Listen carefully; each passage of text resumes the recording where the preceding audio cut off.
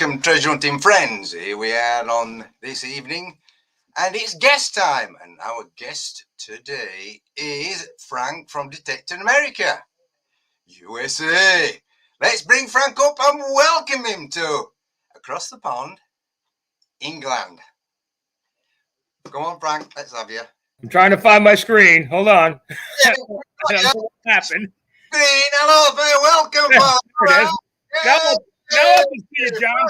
From Across the Pond has joined us in the UK. Yes, it's the first. It's the first for me being on a UK podcast. About 37 years ago, I joined the police department, and my first day on the beat, I passed a jewelry shop that sold a couple of metal detectors. And I went in and I bought a metal detector, and I've been doing it ever since. I've done a lot of work for police departments. I also, I do ground penetrating radar. I've been testing machines for companies for more years than I like to remember. What machine was it then? What was the first detector you had then, Frank? First machine I bought was the Fisher 1265X. Frank, that was my machine. Still to this day, one of my favorite machines. Still one of my favorite machines to this day. I used that thing. I used it until I finally sold it in a basket in parts because I was duct taping it together. I was super gluing it together. All right. Yeah, hey, amazing. We both had the same, started up for the same machine. I can't believe it. Loved that machine. Loved it. Yeah, it was a cracking piece of kit, and to get, Well, you know what, John, when I went into the shop, because this was back in the early 80s when there was no internet, there was no anything. So you either waited for the magazine to come out the following month, or if you got lucky enough to have a store that had a selection. And this guy literally had two machines. He had a White's 5500 5000 DI Pro, and he had a 1265 Fisher. And I originally went for the Whites, but he said no, because I just sold that one. Oh, so the only one left in the shop was the 1265. I see.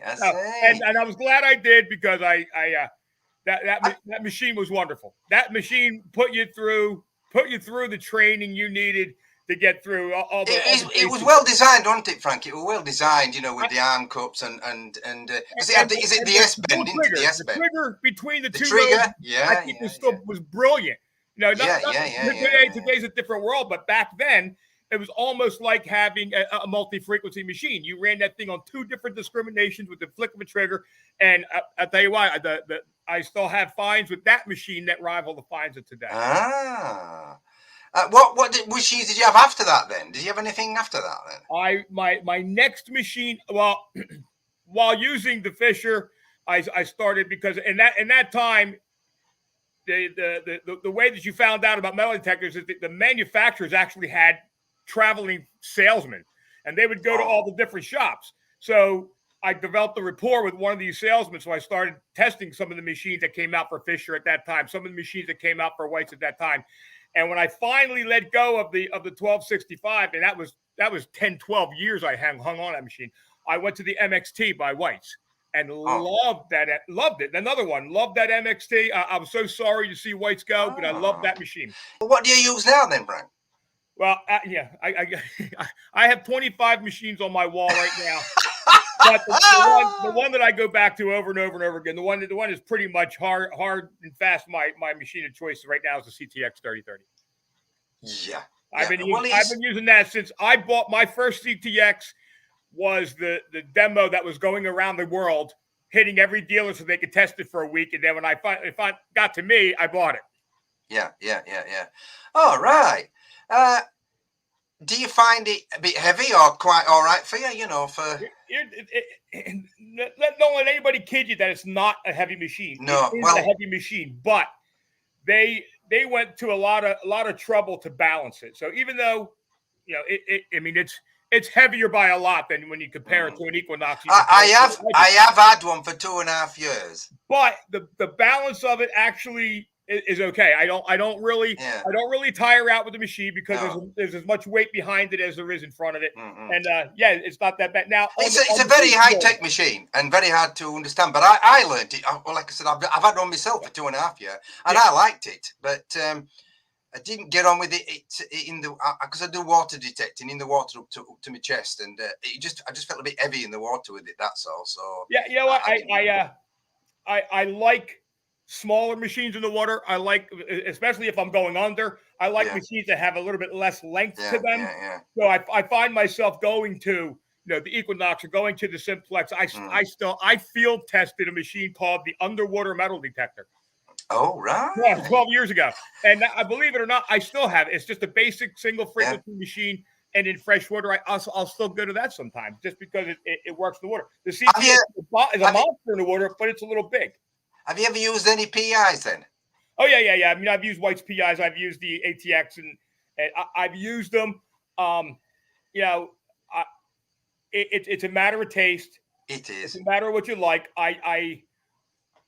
You get spoiled by VLF machines because they discriminate a little bit better. That's right. And with me in the water with the PI machine, after the 15th or 16th little tiny piece of iron that I pulled up, I kind of go back to.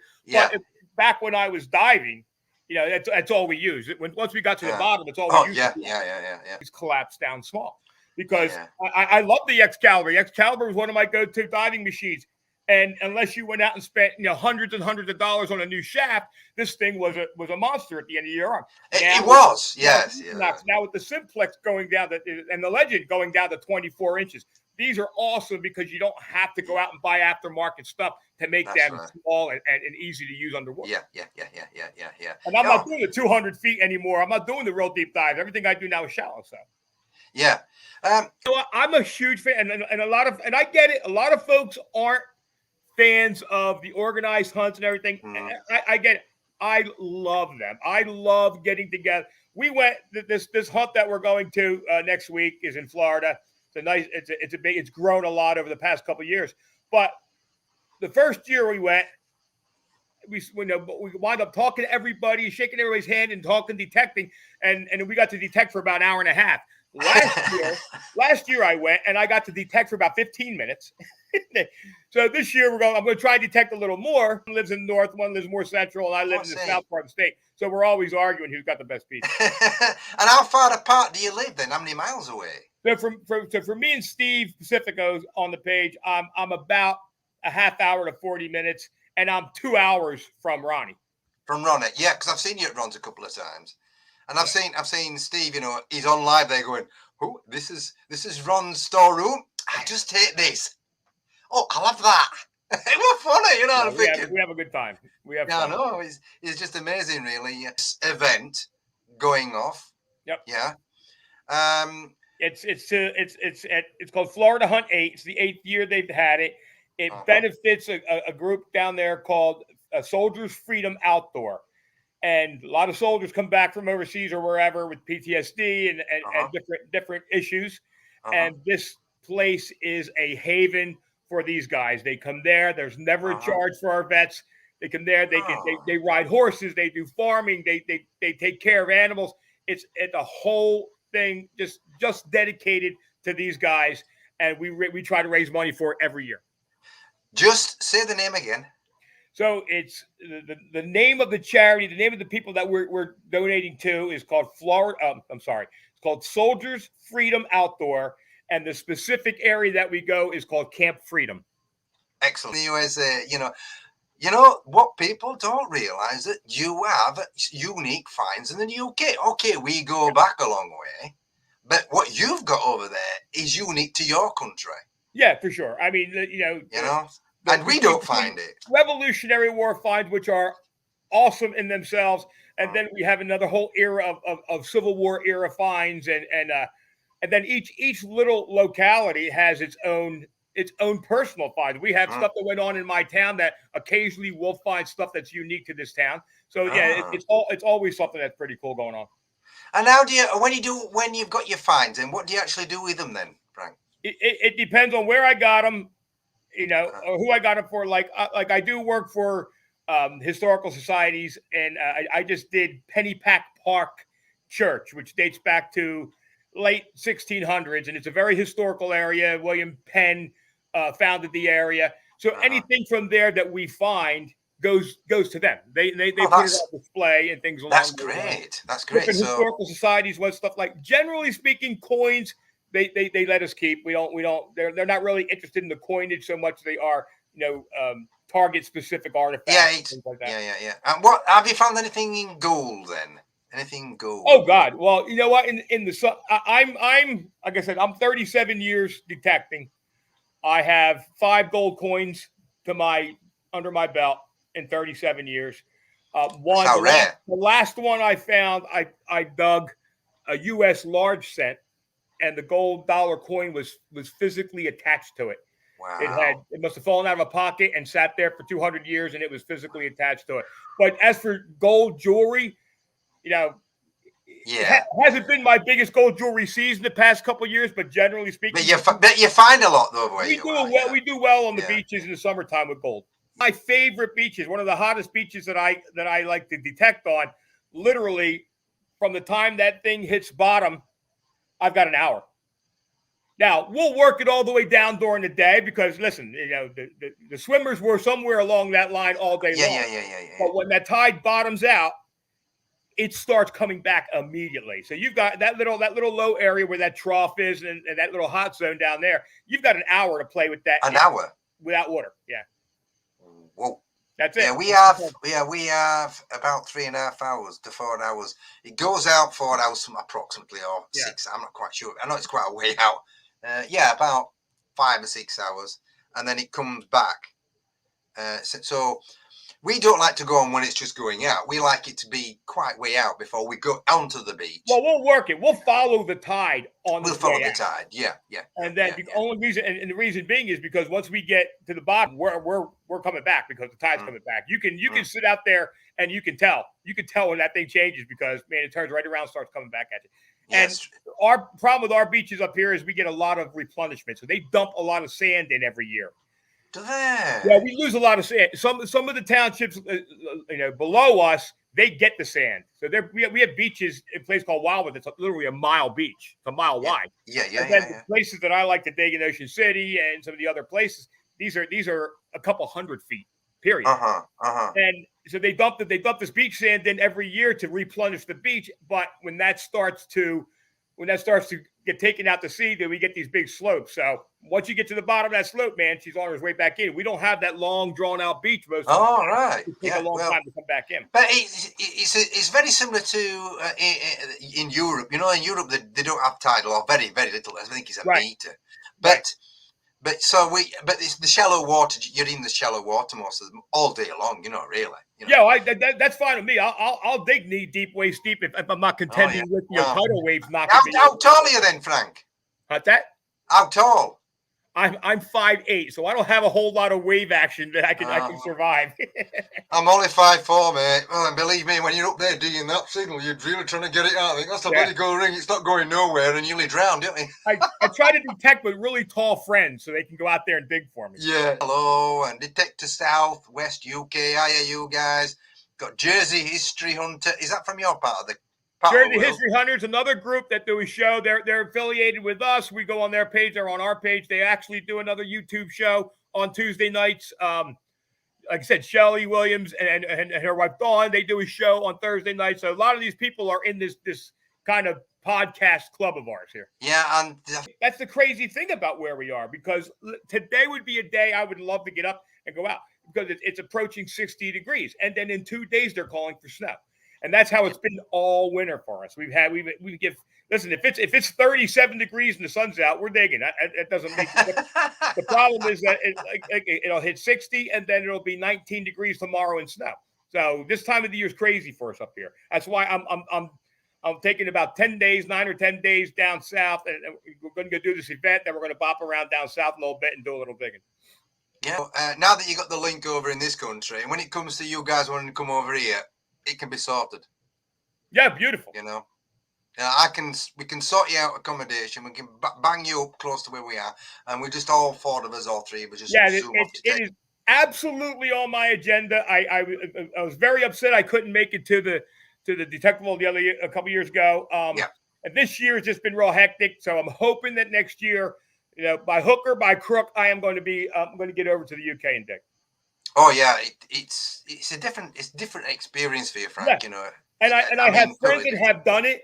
I have a friend of mine who runs trips over there, and everybody tells me the same thing. There's nothing like it, and that's it's nice. We find very interesting stuff here. I love digging where we are. I want to pull a coin out of the ground that you guys laugh at and is like 2,000 years old. I want to go over where there's several something different. You see, some people want to go to the USA, Frank, and think, I want to pull out a real, I want to pull out something that, something to do with the Civil War, because obviously we don't have that. I mean, we did have a Civil War. Ours was in 16th century. Ours right, Civil War, right, exactly. So and to find, I don't know if you've ever heard of Oliver Cromwell. You might have heard of Cromwell. Yeah. Well, to find his coins is rare, very rare. And to find one of those, I mean, it's like, whoa, you've just won the lottery, although it ain't worth that much, but still, it's exciting to find something quite rare. That's the thing over here. We like my bucket, my number one bucket list to find over here is a George Washington inaugural button. I have yet to find one. 30, and I literally dig where this guy was running around. I can't find it. But people don't realize as much as that is so sought after here in America. It's 200 years old compared to going over there. You guys are throwing away stuff that's 1,500, and a couple of my friends have, and we jump up and down over them. They're awesome. We go crazy every time the cartwheel penny. Well, we do. We like them. I found 3 in one day the other week. yeah, that's all. I found one in like a lifetime of digging. One and possibly one, but it's so worn I can't tell. Well, I don't know if I've got 4 on preview. 4 preview videos. I haven't even seen my channel, but I've got 4 previews right till the 5th of March. And you'll see one of those videos. It'll say, what was it? Cartwheel Penny Day. 3 come out. I come out 3. I mean, you don't find 3 in it, I mean, I found loads of different. A lot of George III coins down one hole, 4 or 5, in one hole, but not cartwheel pennies. I mean, out of all the British coins that we do find here, old British coins, George III is probably the one we find the most of. Yeah, over here, bucket full. Yeah, we find a lot of George III. We find some George, and again, it's still there. We look at our history, and that's kind of what we focus on. And for some reason, listen, I walk out and I pull a 1550s coin out of the ground, out of a farm field, because there is history here thing. So I was doing ground penetrating radar for one of the industries down here for a gas company. And it's a weird area. It's a beach, but it's a bay beach. So it's rocky. There's marshlands, and there was bubbling coming up. So we were running radar to see if it was a pipe or whatever. So I asked the guy, I said, can I metal detect out here? He goes, yeah, I don't care. So I pulled up a handful of Indian head pennies. I pulled up a reliquary, a cross reliquary. And then I pulled up this rock that was ringing like a silver coin. I took the rock home and I ran it through this for a couple days. And eventually the stone crustacean fell off of it. And it's a Roman coin. And the weird thing was on the same day that I found that, there was 2 guys up the East Coast, one in Massachusetts, I think one in Connecticut, all found Roman coins that day, which is now. That is just very exciting. Treasure. That coin could have been dropped in the 18th. I know it's this, isn't it? Though it's just thinking about 1,700 years ago, somebody came along, boom, lost that. Why would a 2,000-year-old coin be on a southern New Jersey bay beach? I know. No, and you've got it, and because we got the metal detectors, we find them. Yeah, and there was 3. Like I said, there were 3 of them pulled that day, which is Sheeli's always fun. Hey, Sheeli, hello! Always a good time. All the way from USA. Hello, across John. the pond. How are you today across the pond, sir? I know. Are you doing well? Well, I'm not across the pond, Where are you from then? I'm from New Jersey, Oh, but the greatest state in the union. Yeah, well, you just sounded like you're from England. Yeah, So she was be... trying. I made sure I practiced before I got on the screen to make sure I could fit in. No. My family is originally from Ireland, so I could roll back into my broken one. So I'll see. Yes, I didn't tell you where my family's split right down the middle. Naples, Yorkshire. I'm like Frank, half Italian, you see. My wife is you're half a full Italian, Italian, aren't you, Frank? You're a full Italian, aren't you? There's a remnant of Irish in me somewhere. We don't know where it came from. Both sides of my family were Italian, but I had a grandfather along the lines that had some Irish in him. Oh. My wife is half Italian, half Irish, so she's McGinney. Do you know what a mix, eh? It'd be pizzas and Guinness, won't it, at your house, Emily? Everywhere. So what you're up to? What you doing? Come on, Sheeli, spill the beans. Spill the beans. Right now, I am filling an envelope full of tokens to send to Florida for our seeded hunt. That happens in 1 week. Oh. So we have we're all kind of gangbusters right now, John, getting ready for this Florida hunt. Yes. Is this what you just mentioned, then, isn't it, Frank? Yes. These guys are relative newcomers to the hobby. They're awesome. And we cornered them one day and said, you guys need to do a show. So Thursday nights they do a show now on between our page and YouTube, and it's hilarious. It's fun. We like to highlight, John. We highlight people's crap that they find. Like when we were first watching metal detecting videos, it's true. I was like, oh my God, I'm gonna go out metal detecting. I'm gonna pull a gold coin out of the ground every 3 minutes. Because when you're watching YouTube and people edit it down, that's what you see. Like gold coin, silver coin, real, diamond ring. That's not how it works. So the 6 hours detecting, I'll have 30 coins, but it goes down to 10 minutes. It sounds like you've just hit the jackpot every time. John, they take a section of their show, and all they show are pictures of the junk that people pull out of the ground. Right. And then now it's developed into they're making artwork out of the junk and cool little pictures. Oh, that's cool. It's awesome. It's awesome. Actually shipped us Vermont junk. Wait, would that be Karen? Well, I've got them tokens. George III, half pennies. You have a lot of them. Throw them a token. Put a little number on. I've got a bucket full. Oh my goodness. Oh my God! God, if you have any gold staters laying around, I don't have one of those. We're going to look at this, guys. Blackpool Beach, UK. That's a cool name. Ooh. It's a very old. Now, what's significant about Blackpool is that it has the same tower as the Eiffel Tower. Oh, really? The guy who designed Eiffel Tower, designed Blackpool Tower. Smaller version, cool, but still a big tower. It has the lift going up, and at the bottom it has the theatres, Victorian theatres. Now, Blackpool is about 5 Mile Beach. The tourist started 1860. The first pier was 1860. It's 3 piers. And the artifacts still coming out there, but like anything else, it's got to be the right conditions. Yeah. So it's still rare to find, but, and you're finding all the normal half crowns and shillings and sixpence going back to Victorian. Still hard to get hold of. You've got to have the right machine. Is that any good? Yeah, that's good. That's nice. Yeah. It's pretty. I found, you found a few. It's gold rings aren't like, coming in buckets. You've got to really hit the Blackpool Beach at the right time of the year, and the storms and the troughs. Very similar to what you do then, probably. Yeah, I mean, I've had years on the beach, John, where I pulled. The only gold I pulled was a gold ear backing, and then I've had years on the beach where I've pulled 10, 12 gold rings. Yeah, so it all depends on the conditions. Exactly. We'll talk about what's going on in your life. Okay. Sounds really fine to me. Thank you for having me, Mr. John's Detecting Adventure, sir. Yeah, no problem. Anytime. Catch you later. Bye now. Sheeli's going. Bye-bye. From across the pond.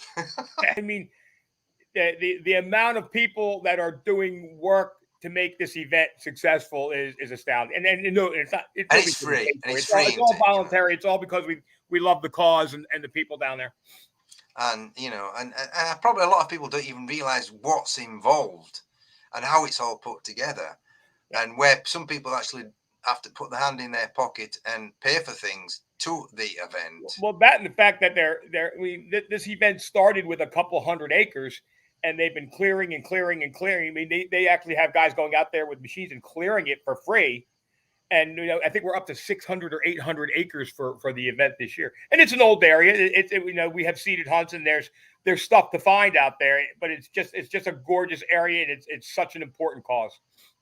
Yeah, I'm sure it's a fun. I mean, it's the fun. I always believe, okay, detecting's detecting, but when you have a friend or a couple of friends with you, it just gives it a bit more of a buzz, doesn't it? Absolutely, absolutely. I'm a big fan. I'm a big fan of getting out there with buddies and digging. I mean, Detect America is blessed to have the membership that we have. I can't tell you how many metal detectors we give away during the course of a year, and 100% of that comes from guys in our group.